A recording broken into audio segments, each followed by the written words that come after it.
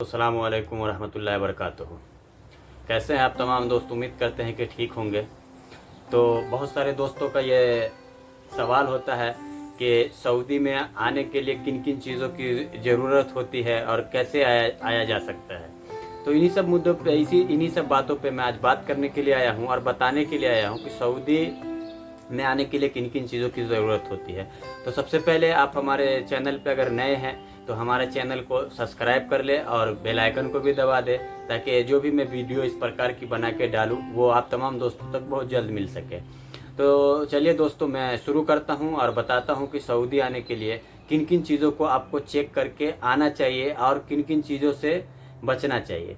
तो सबसे पहले मैं बताता हूँ कि आप जैसे किसी भी कंपनी में आ रहे हैं, तो कंपनी में जो आ रहे हैं तो उसका वीज़ा क्या है, उसका एग्रीमेंट क्या है। ये चीज़ दो चीज़ आप पहले चेक करें, वीज़ा और एग्रीमेंट। एग्रीमेंट और वीज़ा से ये पता चलेगा आपको कि वीज़ा जो है, अगर आप किसी प्राइवेट सेक्शन पे आ रहे हैं या प्राइवेट सेक्शन में आ रहे हैं, यानी किसी प्राइवेट कंपनी में आ रहे हैं या किसी सऊदी के अंदर में काम करने के लिए आ रहे हैं, तो उस पर सऊदी का नाम होगा, ठीक है। और उसका एग्रीमेंट भी उसी हिसाब से होगा। वो उसको क्या है, नहीं कितनी सैलरी है, कितने ड्यूटी है, क्या है नहीं है, ये उसके हिसाब से उसका आएगा। और अगर आप किसी कंपनी में आ रहे हैं, ठीक है, जो कंपनी लिमिटेड है, जो रजिस्टर्ड है, उस कंपनी में अगर आ रहे हैं आप, तो उस कंपनी से भी आपको जो वीज़ा मिलेगा तो उस कंपनी का नाम होगा। जो जिस कंपनी में आप आ रहे हैं उस कंपनी का उस वीज़े पे नाम होगा कि ये इस कंपनी का वीज़ा है, ये इस कंपनी का जो है क्या कहते हैं कि एग्रीमेंट है। एग्रीमेंट और वीज़ा, ये दो चीज़ आप तमाम दोस्त जो भी विदेश आना चाह रहे हैं और आ रहे हैं, आने के लिए तैयार है कि नहीं हम विदेश जाके कमाएं, तो आने के लिए कोई मुश्किल नहीं है। लेकिन आप जो है ना इन सब चीज़ों को खास ख्याल रखें, इन सब चीज़ों को चेक करके उसके बाद सऊदी है। सऊदी या अदर किसी भी कंट्री में अगर आप जाना चाहते हैं तो सबसे नंबर 1 होता है कि आप वीज़ा चेक करें, और नंबर 2 कि आप एग्रीमेंट जरूर चेक करें, क्योंकि अभी सऊदी का जो नियम है वो नियम हमेशा चेंज होता रहता है। लेकिन अभी जो नियम है, कानून लागू हुआ है कि दो चीज़ आप जरूर चेक करके आएँ, ठीक है, एक वीज़ा और एक एग्रीमेंट। एग्रीमेंट पे ये होता है कि एग्रीमेंट पे आपकी कितनी सैलरी है, कितनी ड्यूटी है, उसके बाद 2 साल का एग्रीमेंट है इस पे। उसके बाद जो उस पर जैसे किसी कंपनी में एक नियम होता है कि सैलरी है 1200 प्लस 300, 1000 प्लस 300, 1500 प्लस 300। तो ये सब चीज़ जो है ना एग्रीमेंट पे आपके लिखा हुआ होता है। तो इसलिए एग्रीमेंट पूरा चेक करें। और एग्रीमेंट पे जो है ना कंपनी जो भेजती है, जैसे कोई कि भाई हमको इतने वर्कर की ज़रूरत है, तो वर्कर की ज़रूरत है तो जितना वीज़ा भेजता है उतना एग्रीमेंट उसके साथ में पूरा फिलअप करके उसके बाद वीज़ा जो है ना इंडिया जाता है। और किसी कंपनी की, जैसे कि हम किसी कंपनी से वीज़ा भेज रहे हैं इंडिया, तो इंडिया ऑफिस में जाएगा ना, तो वहाँ सबसे पहले आपका वीज़ा और एग्रीमेंट दोनों चीज़ वहाँ शो करेगा, क्योंकि यहाँ से मेल कर दिया जाता है, उसकी वजह से वहाँ शो करता है। तो सब आप जो है ना वीज़ा चेक करें, वीज़ा चेक करने के बाद एग्रीमेंट चेक करें। एग्रीमेंट पे आपका हर चीज़ लिखा हुआ होगा कि कितने घंटे की ड्यूटी है, कितना घंटा आपको काम करना है और कितना घंटा ओवर टाइम है, क्या ये वो चीज़ प्लस OT 40 सब होता है ना, सब उस पर डिटेल लिखा हुआ होता है। उसके बाद कितनी सैलरी है, उसके बाद उस पर ये लिखा रहेगा कि आपका कितना दिन सऊदी में रहना है। जैसे 2 साल का एग्रीमेंट होता है, फिलहाल अभी 2 साल का एग्रीमेंट करेगा, 2 साल का एग्रीमेंट रहेगा, वीज़ा रहेगा।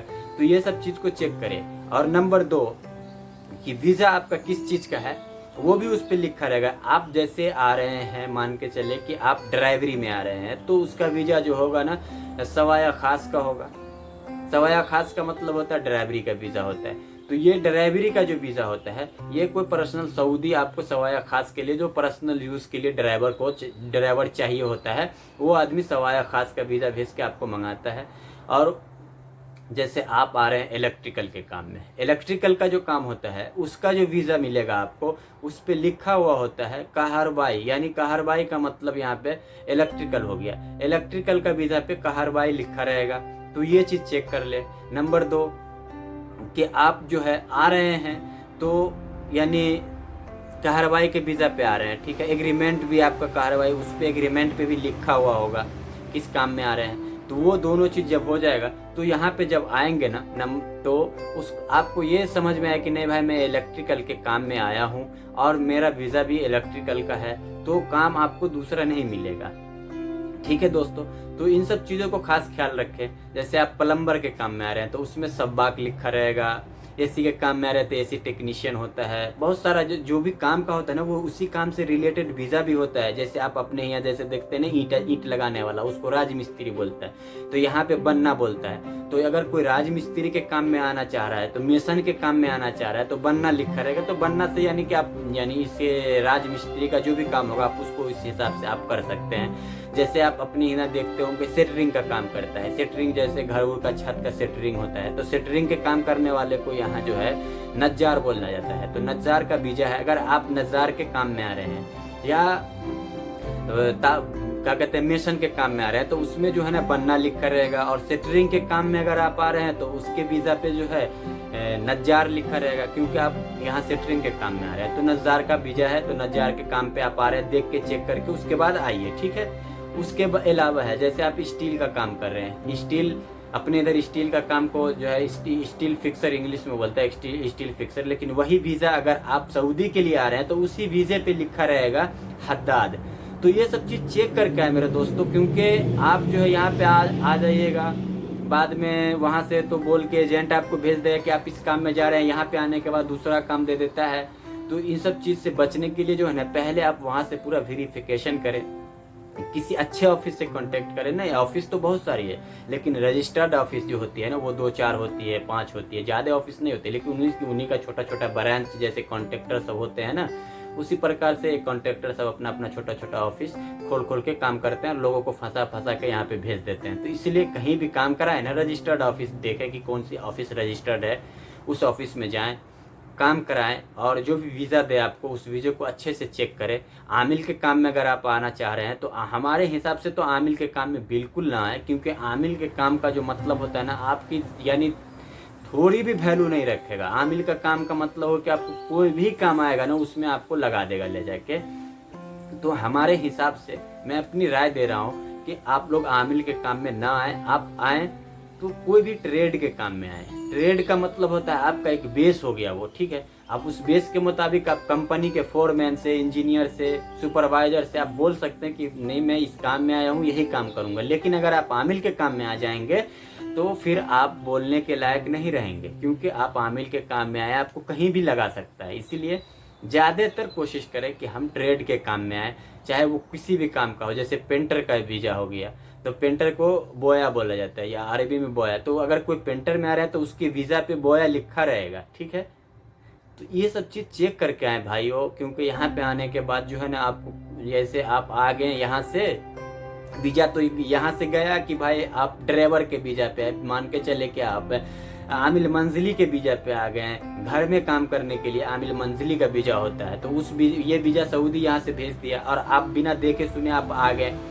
और वहाँ से आप सोच के आ रहे हैं कि मैं जा रहा हूँ इलेक्ट्रिकल का, प्लम्बर का या पेंटर का या जिप्सन का या किसी भी अन्य कोई भी काम के मान के चले कि सोच के कि मैं इस काम में जा रहा हूँ और यहाँ पे आए। तो सऊदी तो भाई आपको आमिल मंजिली का वीज़ा दिया है, भेजा इसलिए कि मैं घर में काम करवाऊँगा। और वहाँ से आप सोच के आए कि मैं ये काम करने के लिए आया। तो दोस्तों यहाँ पे आने के बाद कोई रास्ता नहीं है, आपको वही काम करना पड़ेगा जो सऊदी बोलेगा, क्योंकि आप लड़ भी नहीं सकते, बोल भी नहीं सकते, क्योंकि सऊदी यहाँ से वीज़ा ही उसी के लिए भेजा है। इसलिए भी आमिल मंजिली का जो वीज़ा होता है ना उसका जो इकामा होता है ना बहुत सस्ता होता है, 200-400-500 रुपये साल का लगता है। इसीलिए सऊदी लोग हर सऊदी के घर में 2-3-4 जो है ना काम करने वाले होते हैं, क्योंकि वीज़ा सस्ता होता है। वीज़ा भी कितने का आएगा, जहाँ से वीज़ा जैसे सऊदी हुकूमत से रिलीज़ कराना है तो ज़्यादा से ज़्यादा 2000-2200 रुपये की, पहले तो 1600-1500 रुपये का निकलता था, लेकिन अभी 2000-2200 का हो गया है।